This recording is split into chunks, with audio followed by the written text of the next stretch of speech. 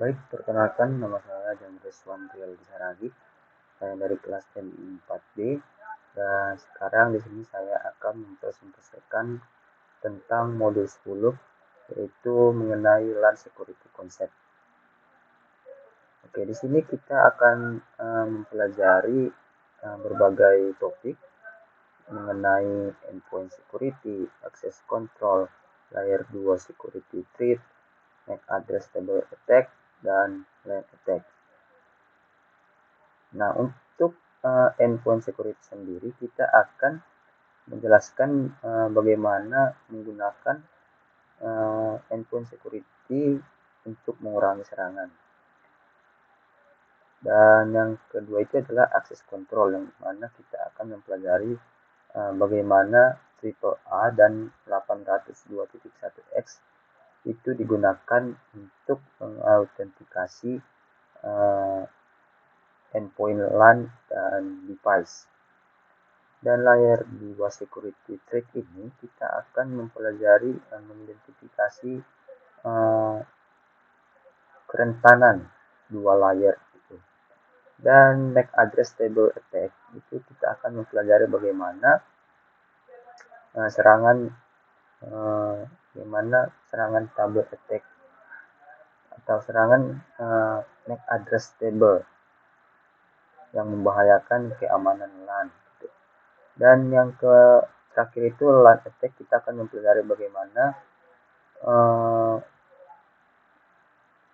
menjelaskan bagaimana serangan LAN itu membahayakan keamanan LAN. Oke, selanjutnya kita masuk ke endpoint security.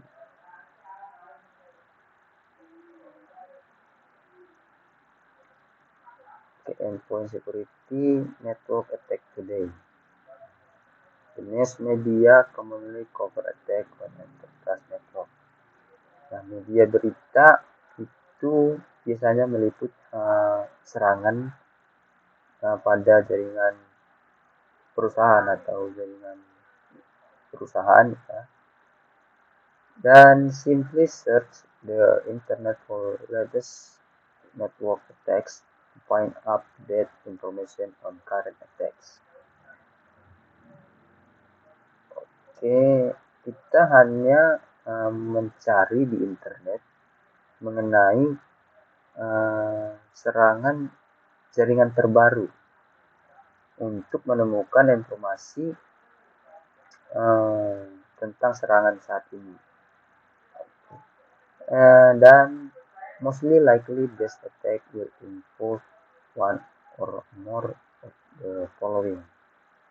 Dan kemungkinan besar serangan ini akan melibatkan satu atau lebih dari beberapa berikut ini.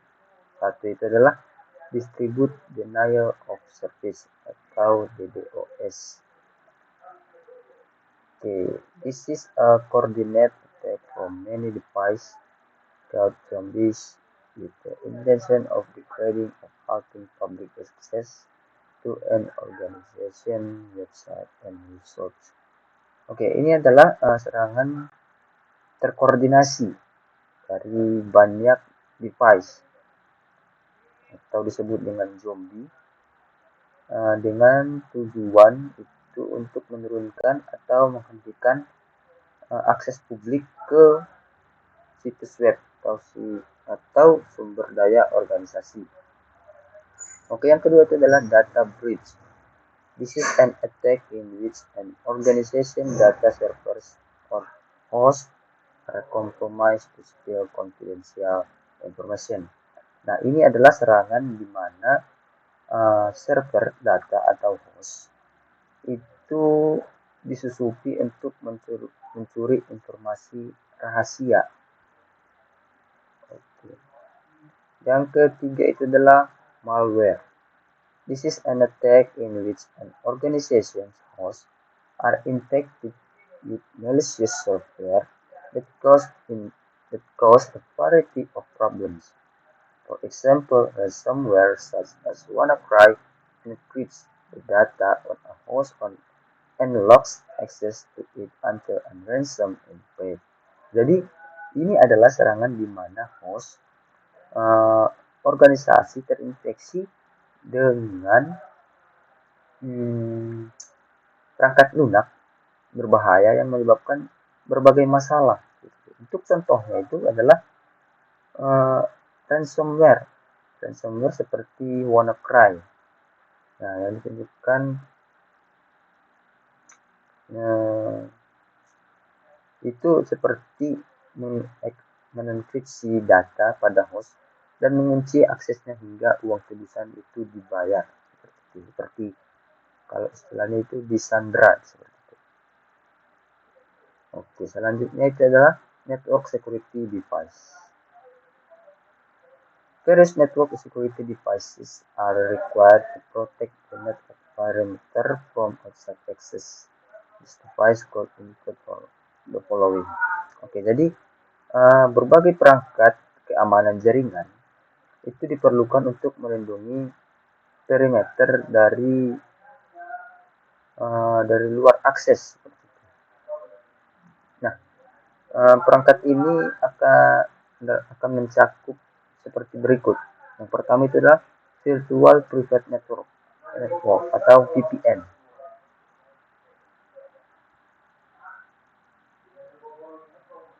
Nah, yang kedua itu adalah Next Generation Firewall atau NGFW. Dan yang ketiga itu adalah Network Access Control (NAC).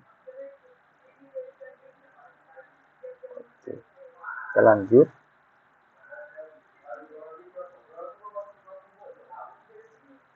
Endpoint Protection.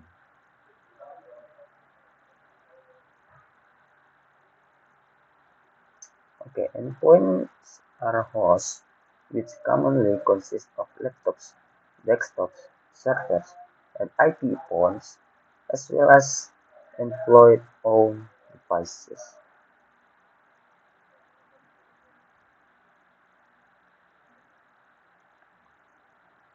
Dan endpoints are particularly susceptible to malware-related attacks that originate through email or web hosting.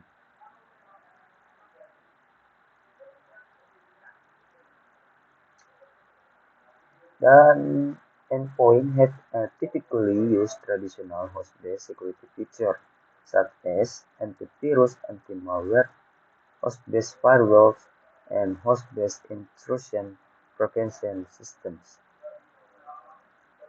Jadi endpoint itu mempunyai tipikal use tradisional basis host security seperti antivirus atau anti-malware. Dan kemudian endpoint today are best protected by a combination of NAC software and email security appliance and web security appliance. Jadi endpoint today itu adalah perlindungan terbaik, yaitu kombinasi dari NAC, AMP software, email security appliance, dan web security appliance. Kemudian itu ada Cisco Email Security Appliance.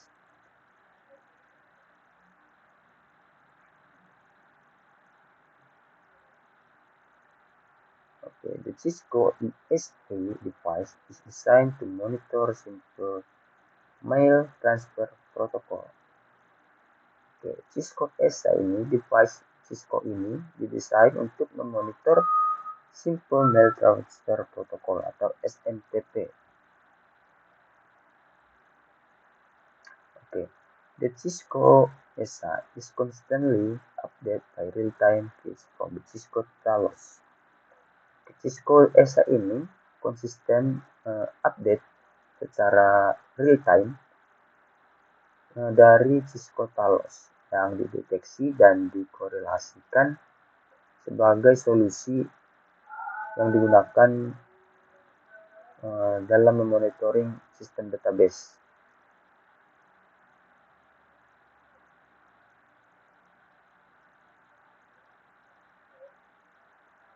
Oke, ini adalah beberapa fungsi dari Cisco ESA. Yang pertama itu adalah memblokir ancaman yang diketahui. Nah, yang kedua itu adalah remediasi terhadap malware yang menghindari deteksi awal. Nah, yang ketiga itu adalah discard atau membuang email dengan tautan buruk atau bad link.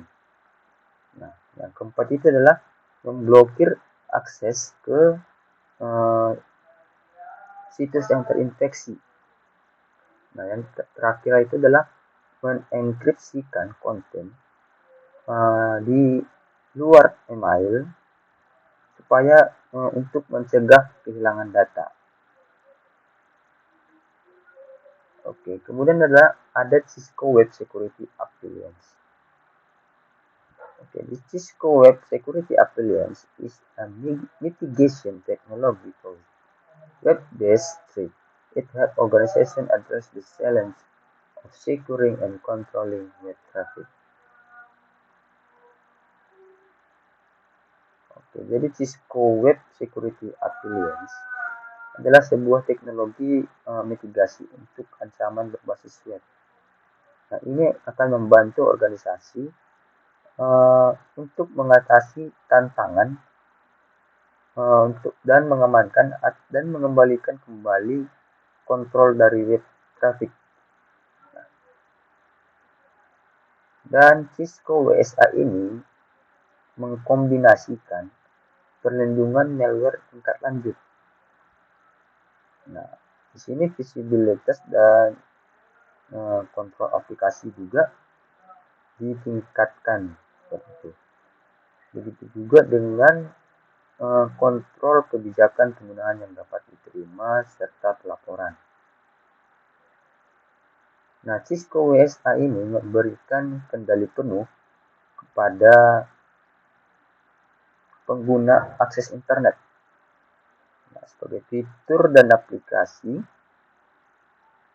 yang seperti obrolan atau video atau chatting segala macam itu dibatasi dengan waktu dan bandwidth limit atau diblokir sesuai dengan kebutuhan organisasi. Kemudian WSA bisa perform blacklisting URL, dan kita ini bisa memfilter URL dan scanning malware dan categorization URL serta memfilter web application dan mengenkripsi dan deskripsi dari web traffic. Seperti itu. Oke, selanjutnya kita masuk ke akses control. Oke, akses control yang pertama itu adalah authentication with a local password.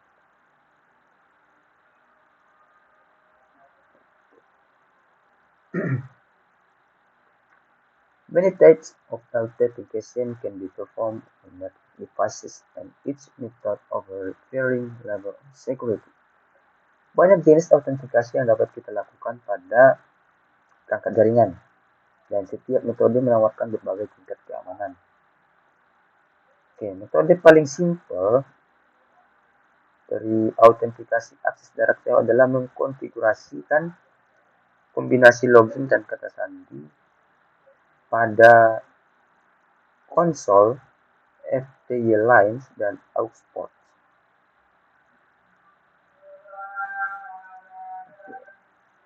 Dan SSH ini adalah bentuk akses jarak jauh yang lebih aman.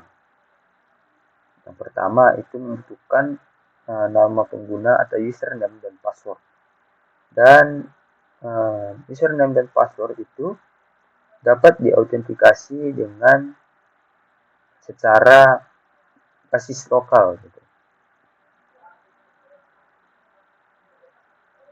Oke. Metode database lokal memiliki beberapa keterbatasan. Yang pertama, akses pengguna atau user account harus dikonfigurasi secara lokal di setiap perangkat. Dan yang kedua itu adalah konfigurasi database lokal tidak menyediakan metode autentikasi fallback. Oke, kemudian kita lanjut triple A component. Oke, triple A ini adalah kepanjangan dari authentication, authorization, dan accounting. Nah,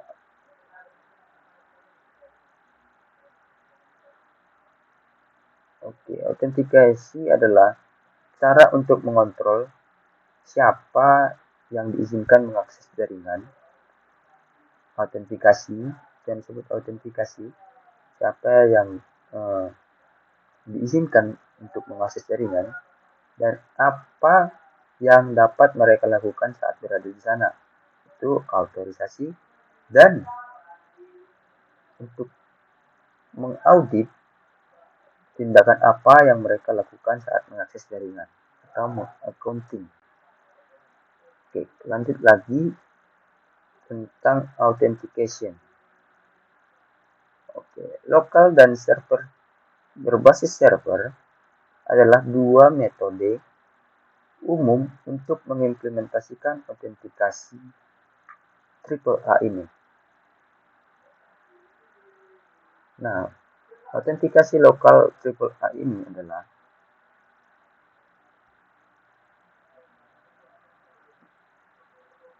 method store username or password locally in network device.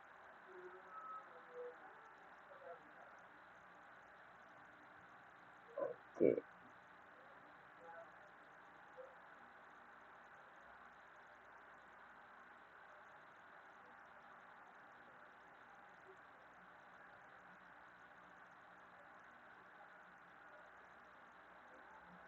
Oke, jadi metode ini menyimpan nama atau username dan password itu secara lokal dan secara lokal seperti di perangkat jaringan seperti itu. Dan pengguna harus mengidentifikasi kembali ke lokal database lokal. Dan lokal triple A ini ideal untuk jaringan kecil. Oke. Kemudian ada server based triple A authentication. Okay, with the server method, the router access a central RTP server. Oke, dengan metode berbasis server, router mengakses server triple A.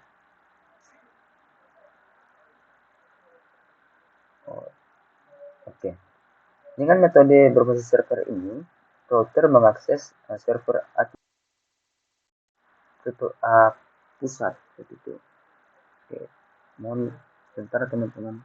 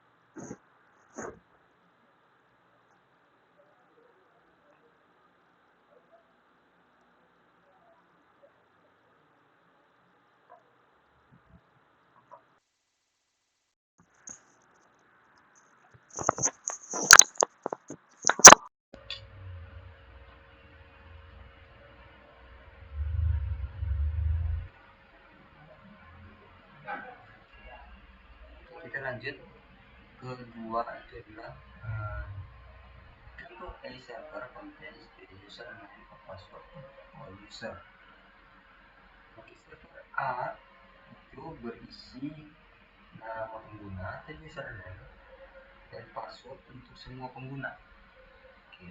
Yang ketiga itu adalah router use editor remote authentication, the user service radius, or terminal access control access control system protocols to communicate with a AAA server. Oke,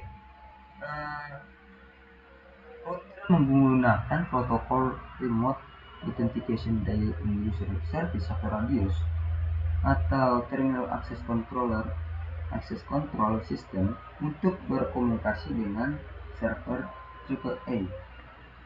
Dan ketiga, ada beberapa router dan switch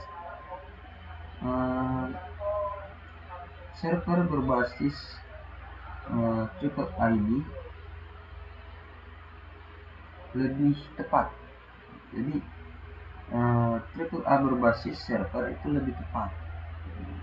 Lanjut ke authorization.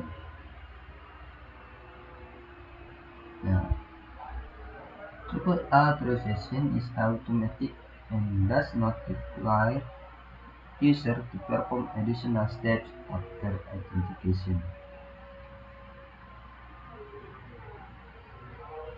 Oke. Otorisasi AAA itu bersifat otomatis dan tidak mengharuskan pengguna untuk melakukan langkah tambahan setelah autentikasi. Dan otorisasi itu mengatur apa yang dapat dan tidak dapat dilakukan oleh si pengguna di jaringan setelah diautentikasi. Dan autorisasi menggunakan sekumpulan atribut yang menjelaskan akses pengguna ke jaringan. Nah, atribut ini digunakan oleh server A3 untuk menentukan hak istimewa dan batasan bagi pengguna tersebut. Sekarang kita masuk ke accounting. Akuntansi atau accounting A3 mengumpulkan dan melaporkan data penggunaan. Nah, data ini dapat digunakan untuk tujuan seperti audit atau penagihan billing. Data yang dikumpulkan mungkin mencakup waktu koneksi mulai dan berhenti, perintah yang dijalankan, jumlah paket, dan jumlah byte. Penggunaan utama akuntansi adalah menggabungkannya dengan autentikasi AAA. Server A3 ini menyimpan log mendetail tentang apa yang dilakukan pengguna yang diautentikasi pada perangkat seperti yang ditunjukkan pada gambarnya itu tadi ini.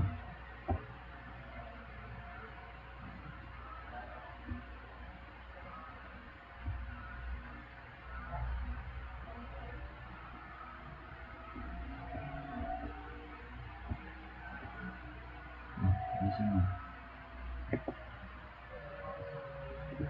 Oke. Kemudian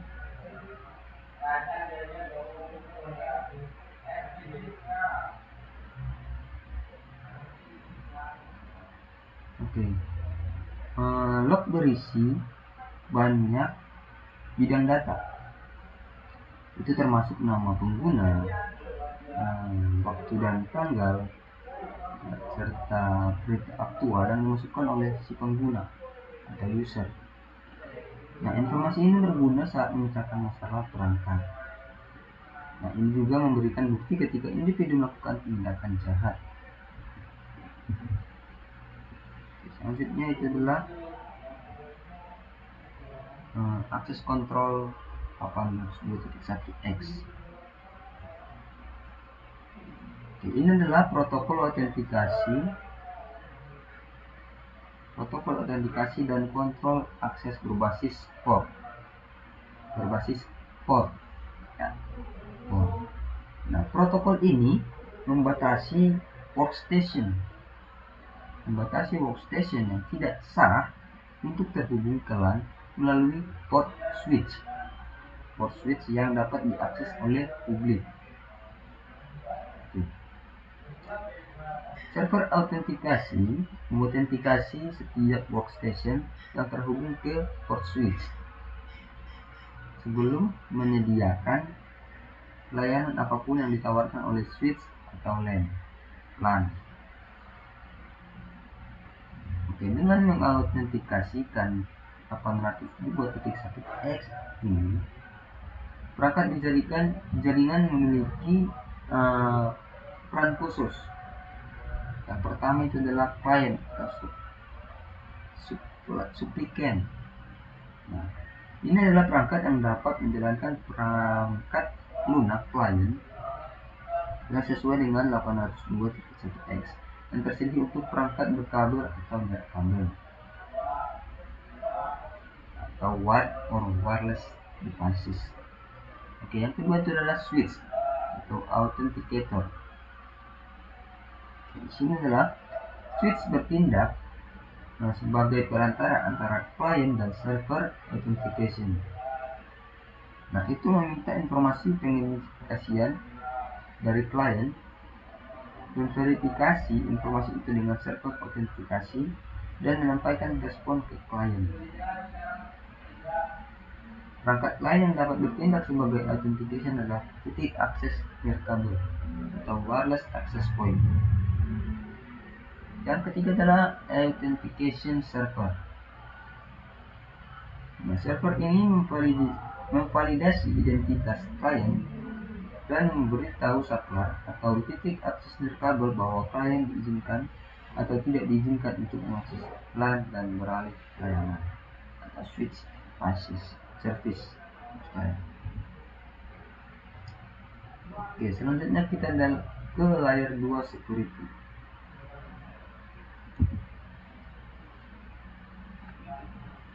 Layer 2 security mengenai vulnerabilities atau kerentanan.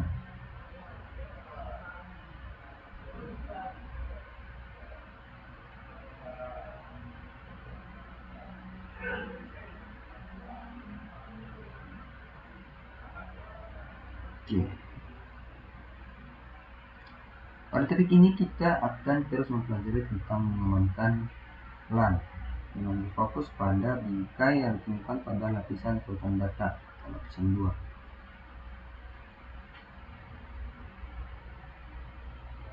Di sini kita diingatkan bahwa model referensi OC dibagi menjadi 7 lapisan yang bekerja secara independen satu sama lain. Di sini telah terdapat gambarnya di samping.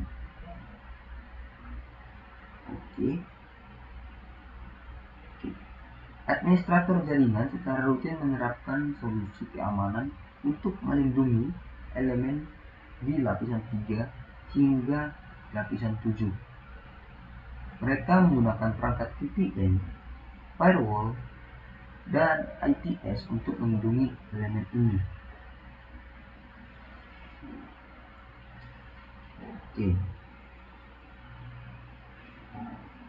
Namun, jika layer 2 terganggu, maka semua layer di atasnya juga terpengaruh. Misalnya, jika faktor ancaman dengan akses di jaringan internal menangkap bingkai lapisan 2, maka semua keamanan yang diterapkan pada lapisan di atas tidak akan berguna. Dan pelaku ancaman dapat menyebabkan banyak kerusakan pada infrastruktur jaringan LAN layer 2 ini. Kita lanjut ke switch attack kategori. Keamanan hanya sekuat tautan atau link terlemah dalam sistem. dan lapisan 2 dianggap sebagai tautan lemah itu. Nah, ini karena LAN secara tradisional berada di bawah kontrol administratif dari satu organisasi. Oke. Dan kita secara inheren mempercayai semua orang dan perangkat yang terhubung ke LAN kita. Oke. Saat ini dengan DoD dan serangan yang lebih canggih, LAN menjadi lebih rentan terhadap penetrasi. Oleh karena itu,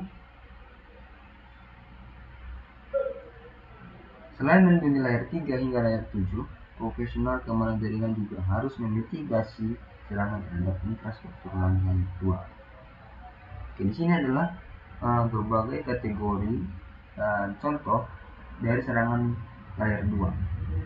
Yang pertama itu adalah MAC double attack. Ini termasuk serangan MAC address yang membludak gitu. Yang kedua adalah VLAN attacks. Nah, VLAN attacks ini itu termasuk serangan VLAN hopping dan VLAN double tagging. Ini juga termasuk serangan antar perangkat pada VLAN ini. Yang ketiga itu adalah DHCP attacks. Nah, serangan DHCP attacks ini termasuk ke spoofing ARP,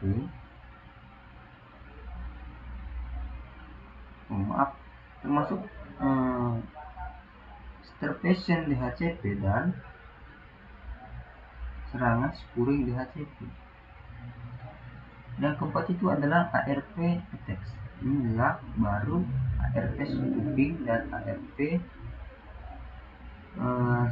poisoning attacks. Poisoning itu dalam bahasa Indonesia seperti beracun seperti itu. Oke, kemudian itu ada address spoofing attacks. Nah, address spoofing attacks ini termasuk serangan alamat MAC address dan serangan spoofing alamat IP. Kemudian ada STP attacks. Ini termasuk serangan manipulasi spanning tree protokol. Ya, selanjutnya adalah switch attack mitigation technique. Oke, ini adalah mitigasi serangan layer 2. Solusi dan deskripsi. Yang pertama itu adalah port security. Ini mencegah berbagai jenis serangan masuk terhadap MAC address flooding atau MAC address yang membludak tadi dan serangan starvation DHCP.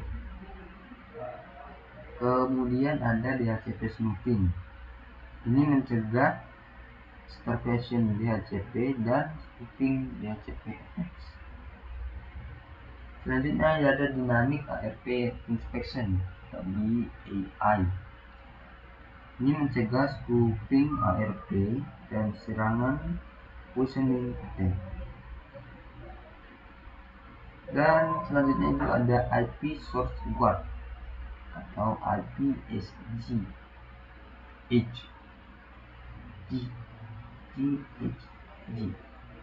Oke, ini mencegah serangan spoofing alamat MAC dan IP address.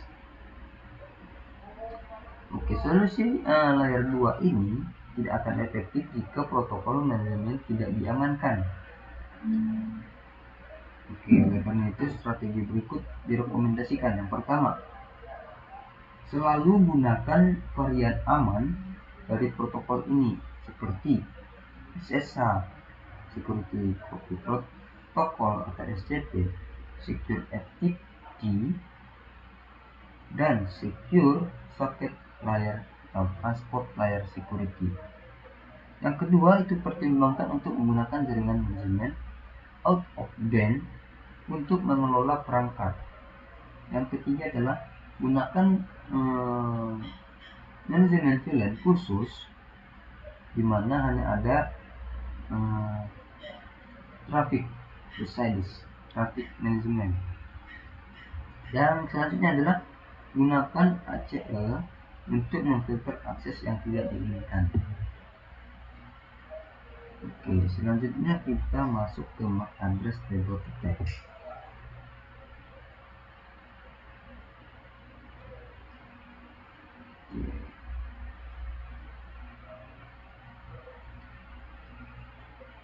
Oke, ingatlah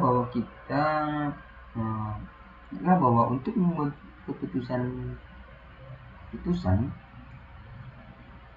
switch LAN layer 2 membuat tabel berdasarkan alamat MAC atau MAC address sumber dalam bingkai yang diterima. Oke.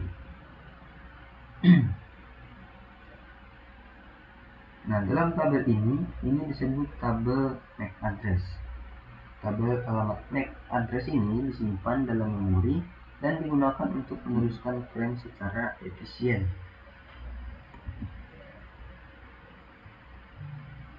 Oke, sekarang kita masuk ke MAC address tabel routing. Semua tabel MAC itu mempunyai ukuran tetap dan konsekuensi. Nah, sebuah switch dapat kehabisan sumber daya untuk menyimpan alamat MAC atau MAC address. Nah, MAC address flooding attack ini dapat memborbardir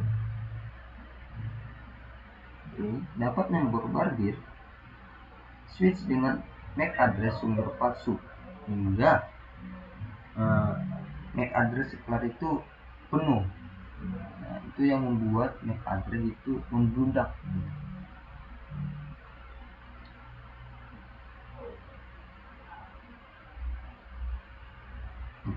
Saat ini terjadi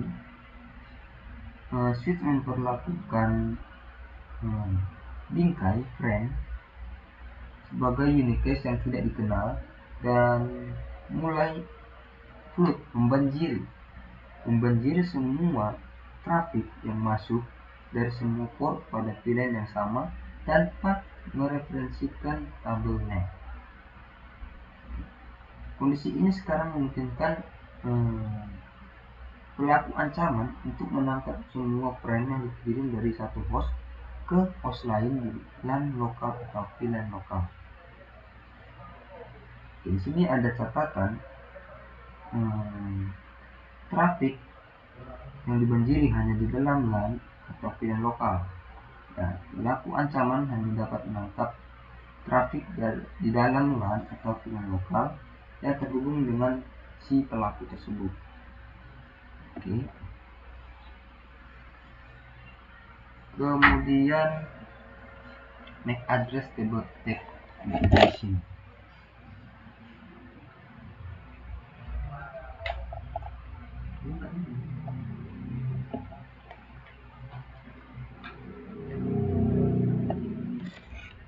Oke, selanjutnya itu MAC address table attack mitigation. Apa yang membuat alat seperti NACOF sangat berbahaya?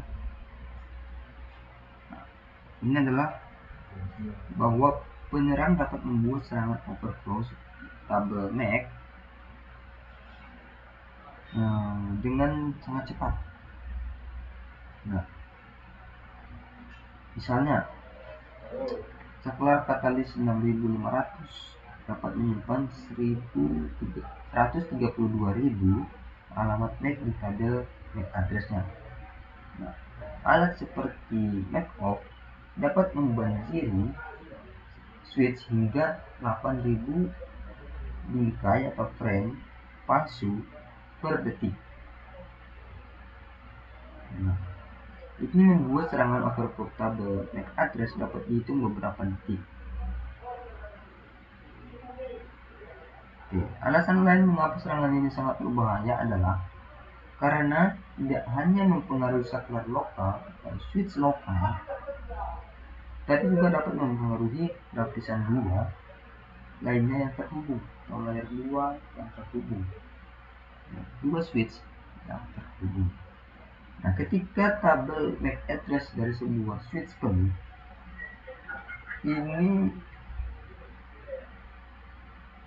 itu akan memulai membanjiri semua port masuk yang terhubung pada layer 2 switch itu.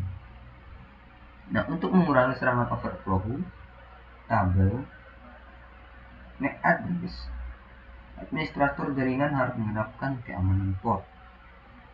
Nah, port security atau keamanan port hanya akan mengizinkan sejumlah alamat MAC sumber tertentu untuk dipelajari di port tersebut.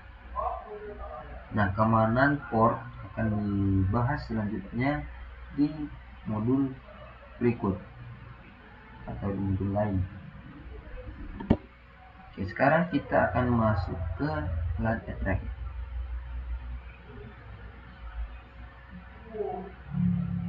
Oke, sini kita akan membuka videonya.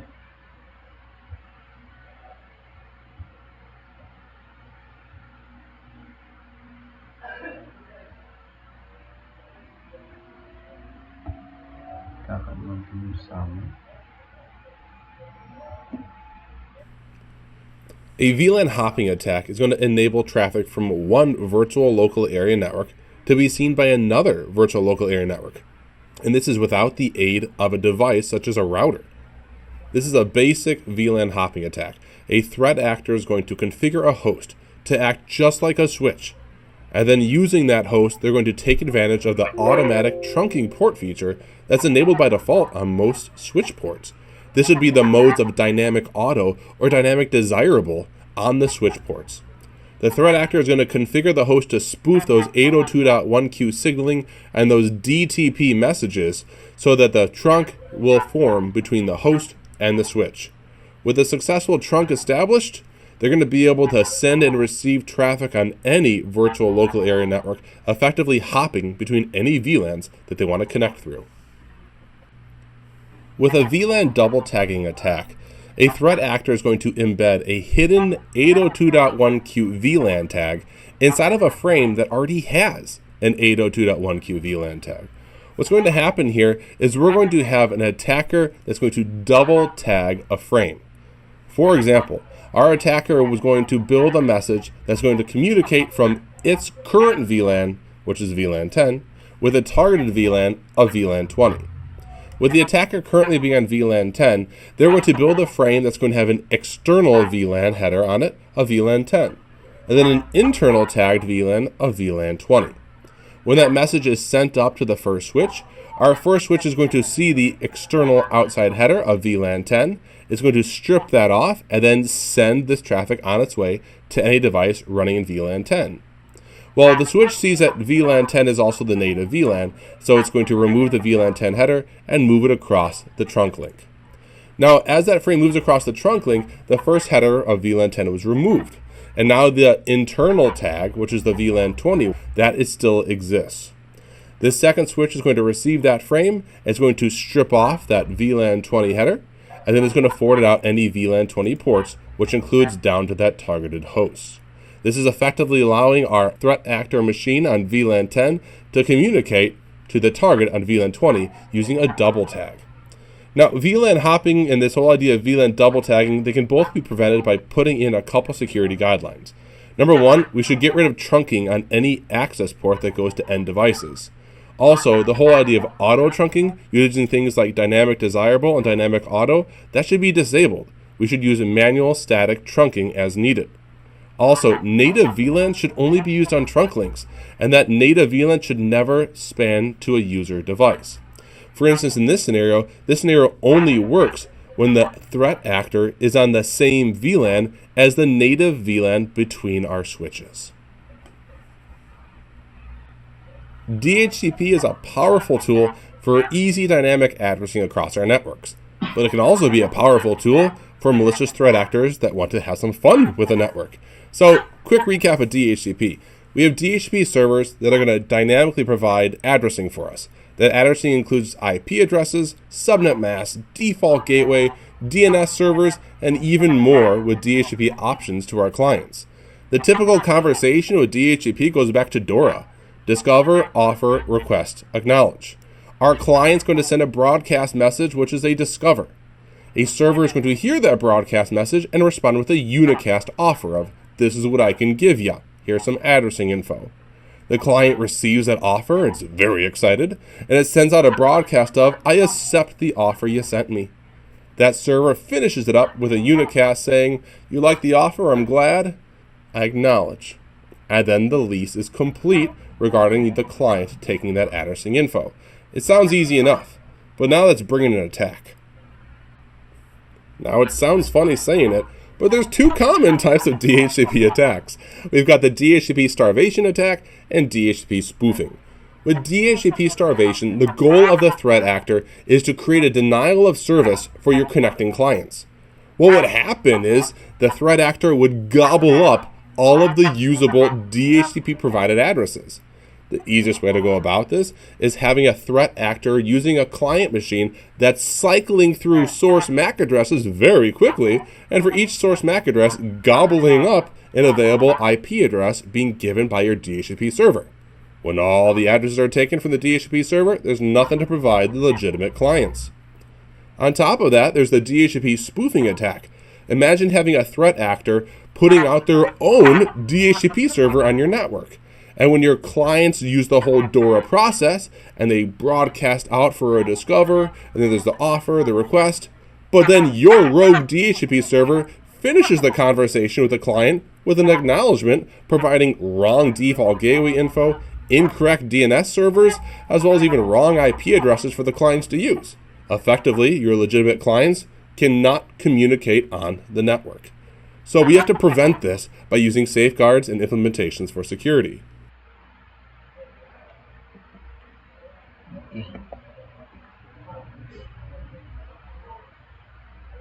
Tadi video tadi itu adalah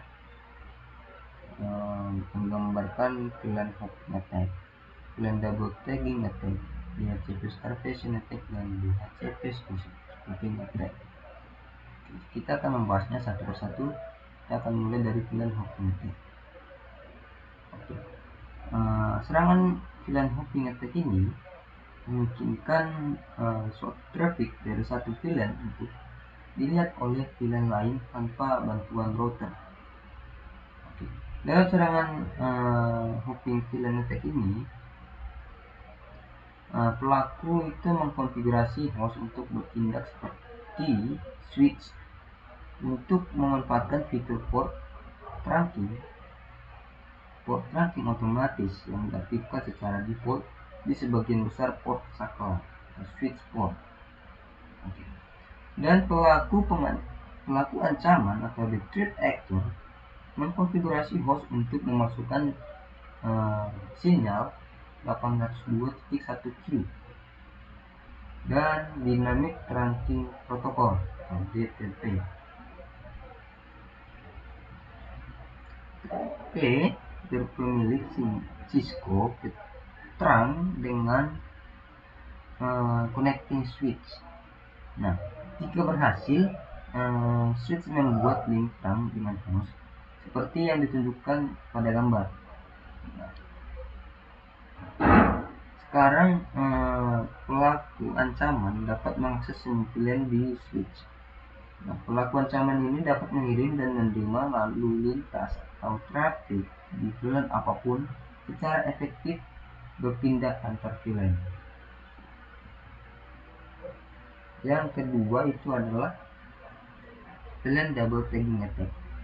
Nah, pelaku ancaman dalam situasi tertentu dapat menyematkan atau hidden 800.1q ini menyematkan tag 800.1q tersembunyi di dalam frame yang sudah memiliki tag 802.1q. Nah,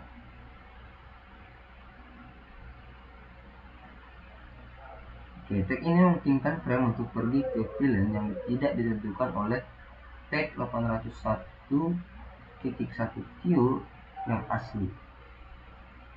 Nah, di sini ada stepnya 1 per 3 step. Yang pertama itu adalah pelaku ancaman mengirim double tag 802.1 ke switch. Nah, header luar yang memiliki tag VLAN dari aktor ancaman atau pelaku ini yang sama dengan VLAN asli dari port trunk. Bagian dalam ini adalah VLAN korban dalam contoh VLAN 20 yang seperti yang ada pada video yang tadi.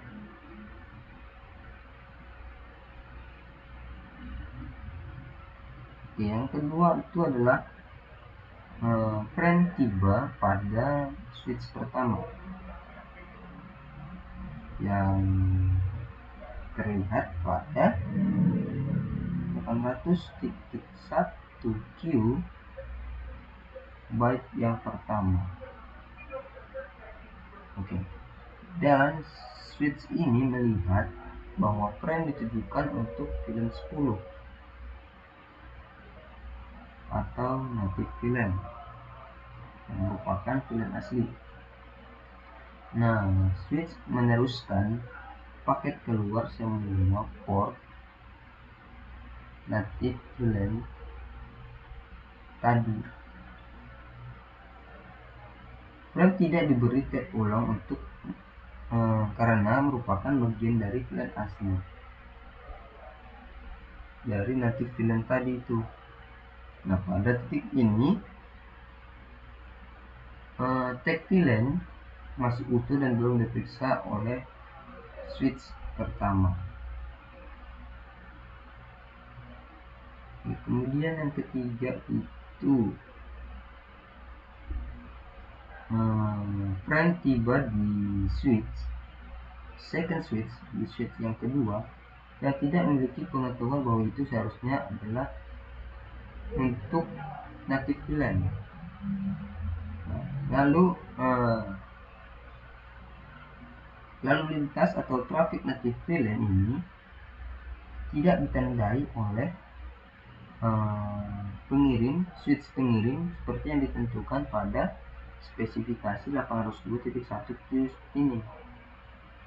Nah, switch kedua hanya melihat tag 802.1Q bagian dalam yang disisipkan oleh pelaku tadi, si aktor ancaman ini, yang melihat bahwa jika ditujukan pada target VLAN. Nah, switch yang kedua ini mengirimkan bingkai ke target atau membanjirinya flood, tergantung pada apakah ada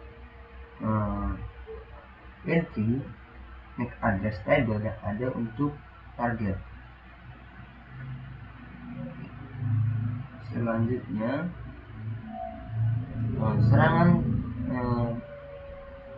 serangan ganda atau equivalent double tagging attack ini bersifat searah dan hanya berfungsi ketika penyerang terhubung ke port yang berada di VLAN yang sama dengan VLAN asli dari port trunk.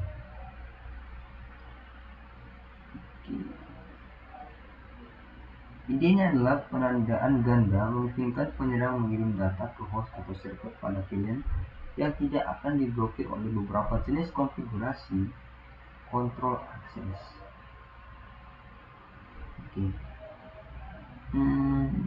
Sepertinya traffic kembali juga akan diizinkan sehingga memberikan penyerangan kemampuan untuk berkomunikasi dengan perangkat di VLAN yang biasanya diblokir. Serangan VLAN mitigation atau VLAN hopping dan VLAN double tagging attack dapat dicegah dengan menerapkan panduan keamanan terang seperti berikut. Yang pertama, kita menonaktifkan trunking semua port akses. Yang kedua, kita menonaktifkan trunking otomatis pada tautan terang sehingga terang harus diaktifkan secara manual. Dan yang ketiga itu kita pastikan bahwa VLAN asli hanya digunakan untuk link terang. Kemudian kita masuk ke DHCP messages. Server DHCP secara dinamis memberikan informasi konfigurasi IP, termasuk IP address, subnet mask, default gateway, DNS server, dan banyak lagi pada klien. Nah, review urutan pertukaran pesan DHCP antara klien ini bisa kita lihat pada gambar berikut ini. Oke, selanjutnya kita masuk ke DHCP attacks. Dua jenis serangan DHCP adalah DHCP starvation dan DHCP spoofing. Nah, kedua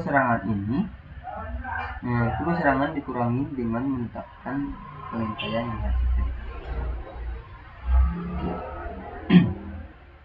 DHCP starvation attack ini tujuannya adalah untuk membuat DOS untuk menghubungkan klien, sehingga DHCP starvation membutuhkan alat serangan seperti Gobbler.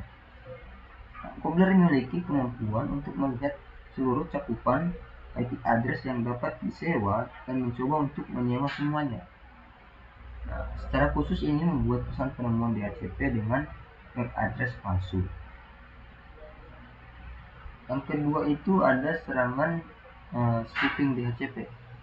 Nah, serangan spoofing ini terjadi ketika server DHCP terhubung ke jaringan dan memberikan parameter konfigurasi IP palsu ke klien yang sah. Nah, server nakal dapat memberikan berbagai informasi yang menyesatkan. Yang pertama, itu adalah gateway default yang salah. Nah, server jahat ini memberikan gateway yang tidak valid atau IP address hostnya untuk membuat serangan man in the middle. Nah, ini memungkinkan sama sekali tidak terdeteksi karena penyusup mencegat aliran data melalui jaringan. Nah, yang kedua, wrong DNS server atau DNS server yang salah.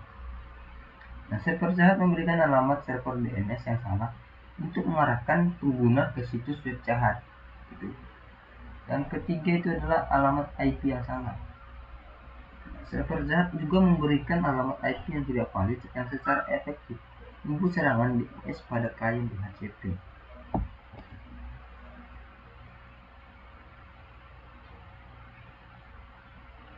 Oke, di sini kita skip aja. Kita bahas mengenai ARP.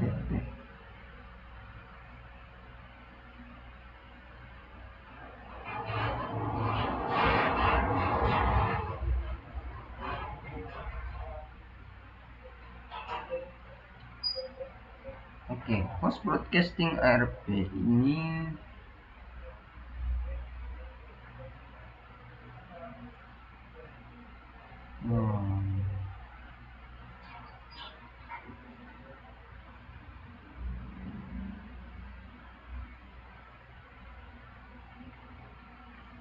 hot broadcast ARP request to determine the MAC address of a host with the destination IP address.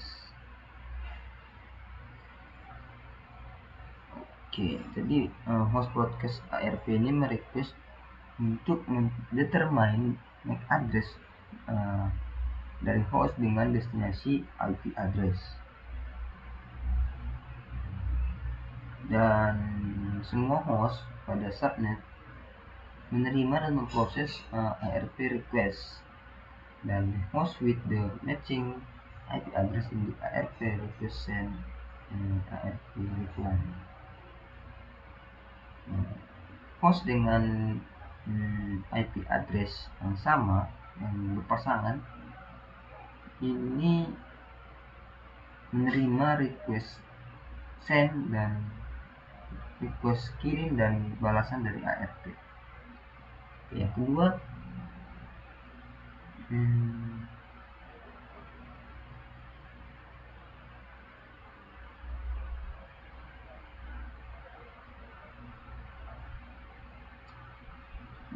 Oke.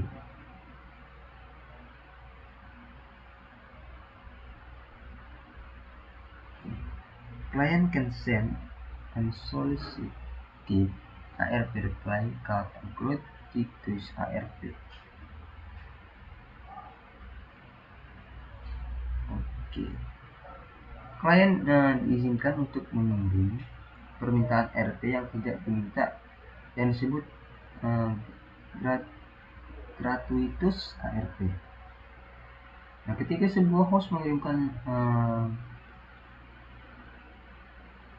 subnet store, MAC address dan IP address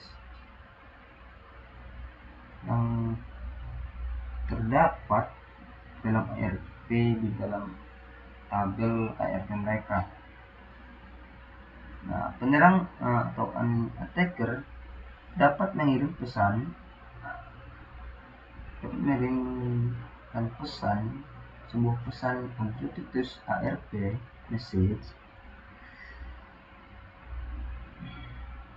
ke sebuah switch,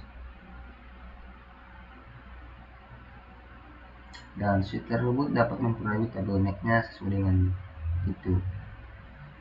Nah, oleh karena itu, setiap host dapat mengklaim bahwa setiap memiliki kombinasi alamat IP dan MAC yang mereka pilih.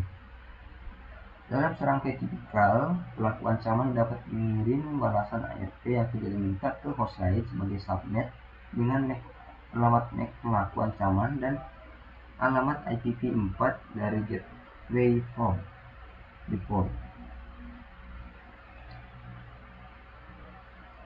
Ada banyak alat yang tersedia di internet untuk membuat serangan ARP man in the middle.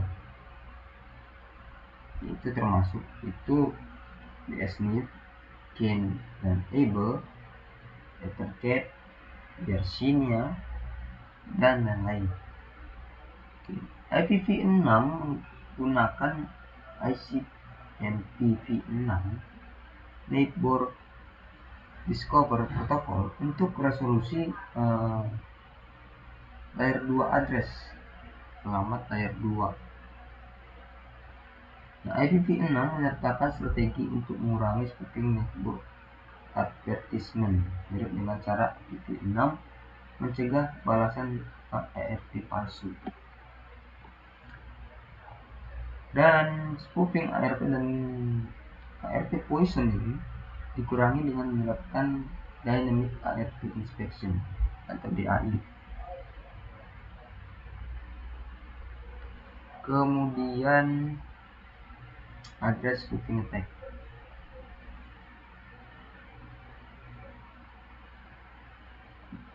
IP address spoofing adalah ketika pelaku ancaman membajak alamat IP yang valid dari perangkat lain di subnet atau menggunakan alamat IP acak. Nah, spoofing alamat IP sulit untuk dikurangi, terutama bila digunakan di dalam subnet tempat IP berada. Nah, serangan spoofing IP MAC, serangan spoofing MAC address terjadi ketika pelaku ancaman merubah MAC address host mereka agar cocok dengan MAC address lain yang diketahui dari host target. Host yang menyerang kemudian mengirimkan sebuah frame ke seluruh jaringan dengan alamat MAC yang baru dikonfigurasi. Nah, saat switch menerima bingkai atau frame yang memeriksa MAC address sumbernya, nah, switch menimpa encryptable MAC saat ini dan memberikan MAC address ke port baru.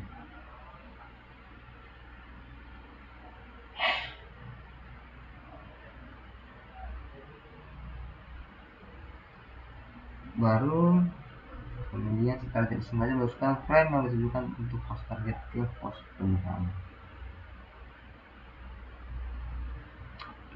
Saat host target mengirimkan traffic, switch akan memperbaiki kesalahan, menyetor kembali MAC address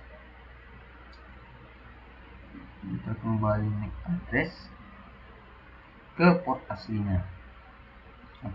Untuk menghentikan switch memberikan penetapan port ke keadaan yang benar, Pelaku ancaman dapat membuat program atau script yang akan meneruskan atau mengirimkan frame ke switch, sehingga switch mempertahankan informasi yang salah atau palsu. Nah, tidak ada mekanisme keamanan pada layer 2 yang memungkinkan sebuah switch untuk memverifikasi sumber alamat MAC yang membuat sangat rentan terhadap spoofing. Spoofing alamat IP dan MAC address dapat dikurangi dengan menerapkan IP source guard atau IPSG. Oke, sekarang kita masuk ke STP attack. Oke, penyerang jaringan dapat memanipulasi spanning tree protokol untuk melakukan serangan dengan melakukan spoofing root.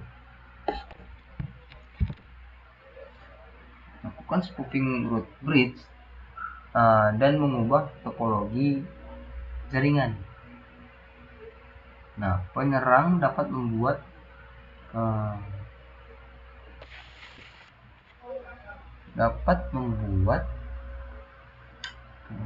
seperti tuan rumah mereka muncul sebagai jembatan akar, dan oleh karena itu semua trafik untuk domain yang dialihkan secara langsung.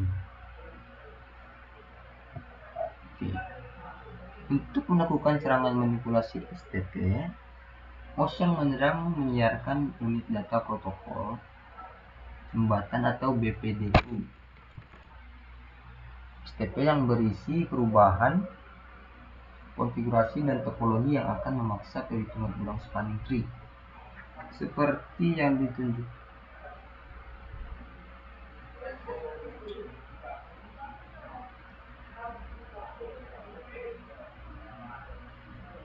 BPDU yang dikirim oleh penyerang mengumumkan prioritas jembatan yang lebih rendah dari upaya untuk terpilih sebagai root bridge.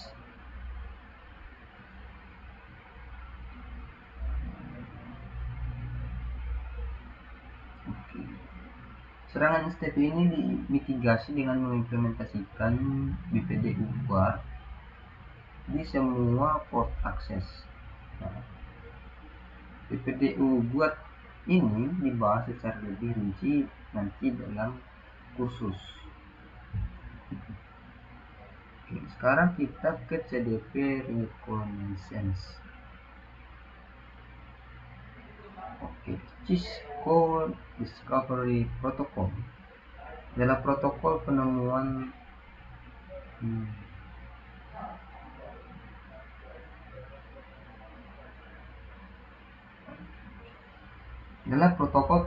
tautan layer 2 yang berpemilik. Ini diaktifkan di semua perangkat Cisco secara default. Nah, CDP dapat secara otomatis menemukan perangkat lain yang mendukung CDP dan membantu mengkonfigurasi koneksi mereka secara otomatis. Oke. Nah, informasi CDP dikirimkan melalui port yang mendukung CDP secara periodik, kemudian multicast tidak terenkripsi, dan informasi CDP mencakup alamat IP perangkat, versi perangkat lunak iOS, platform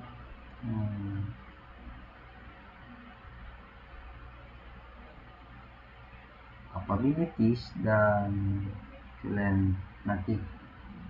Perangkat yang menerima pesan CDP memperbarui basis data CDP-nya.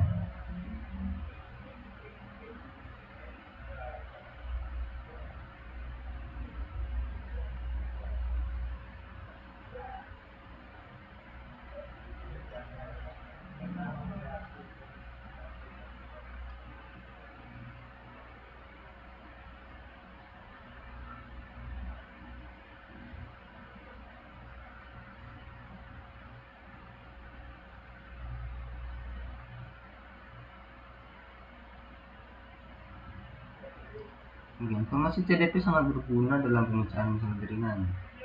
Misalnya, CDP dapat digunakan untuk memverifikasi konektivitas layer 1 dan 2.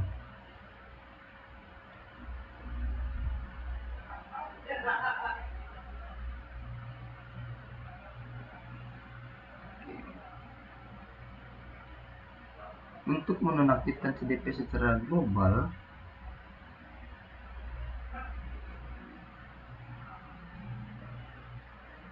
pada perangkat gunakan perintah node cdp run global configuration mode. Untuk mengaktifkan CDP secara global, gunakan perintah cdp run global configuration command. Dan untuk menonaktifkan CDP pada port, gunakan node cdp enable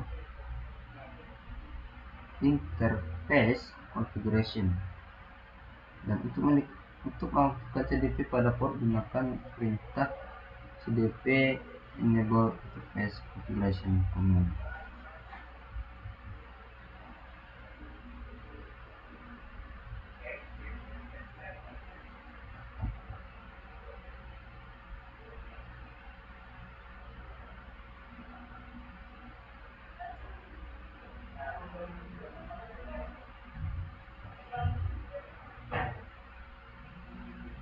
Oke.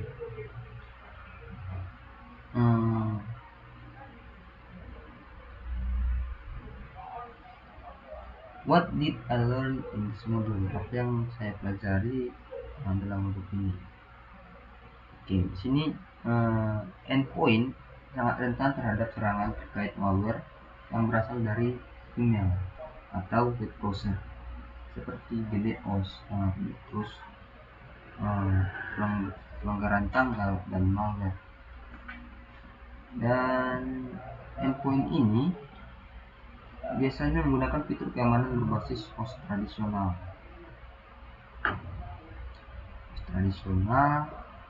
seperti antivirus atau anti-malware, firewall berbasis host, dan sistem pencegahan intrusi berbasis host atau HIPS.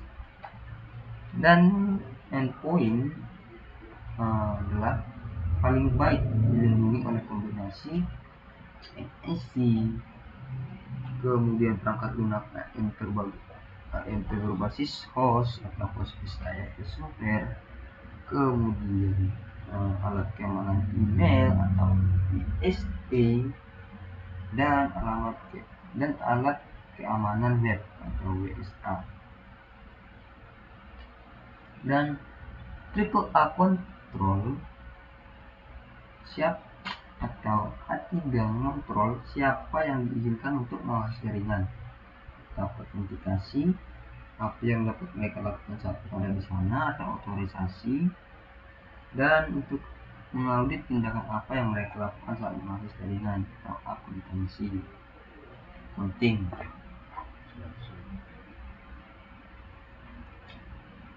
Oke. Standar IEEE 802.1x adalah kontrol akses berbasis port dan protokol autentikasi yang membatasi workstation yang tidak sah untuk terhubung dan melalui port switch yang dapat diakses publik. Dan jika layer 2 terganggu, maka semua lapisan di atasnya juga terpengaruh. Langkah pertama dalam mengurangi serangan pada infrastruktur layer 2 adalah memahami operasi yang mendasari solusi layer 2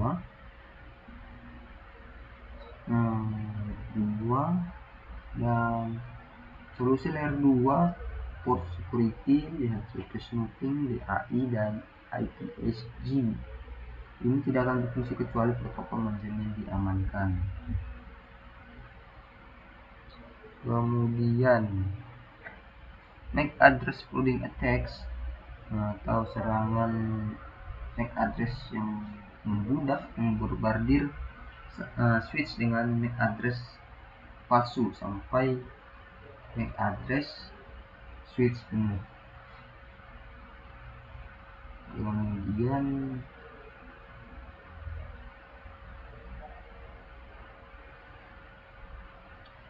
pada titik ini switch memperlakukan frame sebagai unique cache yang tidak diketahui dan mulai membanjiri semua trafik masuk dari semua port pada pilihan yang sama tanpa merujuk pada tabel MAC.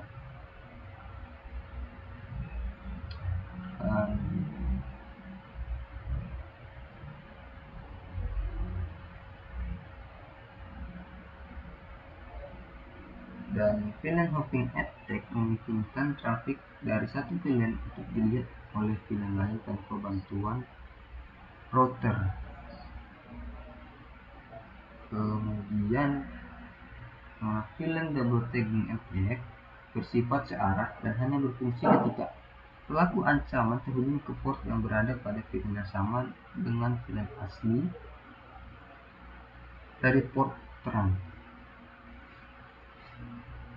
Serangan VLAN hopping dan VLAN double tagging dapat dicegah dengan menerapkan panduan keamanan terang seperti berikut. Yang pertama, menonaktifkan trunking di semua port akses. Yang kedua, menonaktifkan trunking otomatis pada tautan terang sehingga terang harus diaktifkan secara manual. Dan yang ketiga itu adalah pastikan VLAN asli yang digunakan untuk link terang.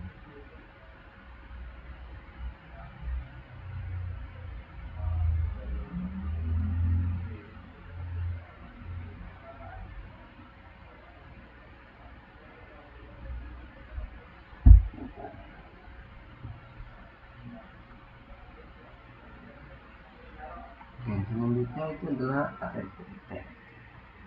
Pelaku ancaman ARP attack ini pelaku ancaman mengirimkan pesan ARP yang berisi alamat MAC palsu ke sebuah switch, dan switch memperbarui tabel MAC-nya sesuai dengan itu.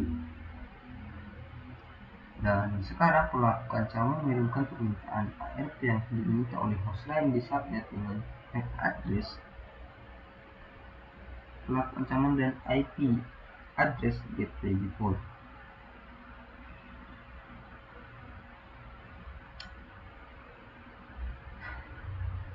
Kemudian address spoofing attack. Spoofing IP address adalah jika pelaku ancaman membajak alamat IP yang valid dari perangkat lain di subnet atau menggunakan IP address acak. Serangan spoofing alamat NAT terjadi ketika pelaku ancaman mengubah MAC address host mereka agar cocok dengan MAC address lain yang diketahui dari host target. Kemudian adalah STP attack. Itu pelaku ancaman memanipulasi STP yang melakukan serangan dengan menipu root bridge menjadi topologi dalam sebuah jaringan. Karena itu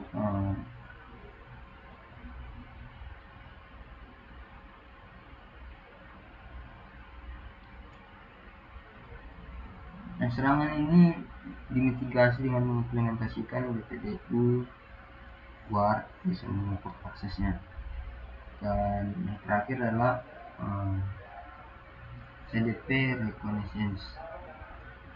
Informasi CDP dikirim melalui port yang mengaktifkan CDP secara periodik di cache terenkripsi. CDP secara informasi CDP mencakup IP address perangkat, versi perangkat lunak iOS, platform, capabilities, dan VLAN asli. Dan untuk mengurangi eksploitasi CDP, batasi penggunaan CDP pada perangkat atau port. Baiklah teman-teman, mungkin seperti itu saja yang dapat saya jelaskan. Apabila teman-teman tidak mengerti, sama saya juga. Dan akhir kata saya ucapkan terima kasih yang telah menonton sampai akhir. Maaf jika penjelasannya terbelit-belit. Akhir kata saya ucapkan terima kasih kembali. Sampai jumpa di lain waktu.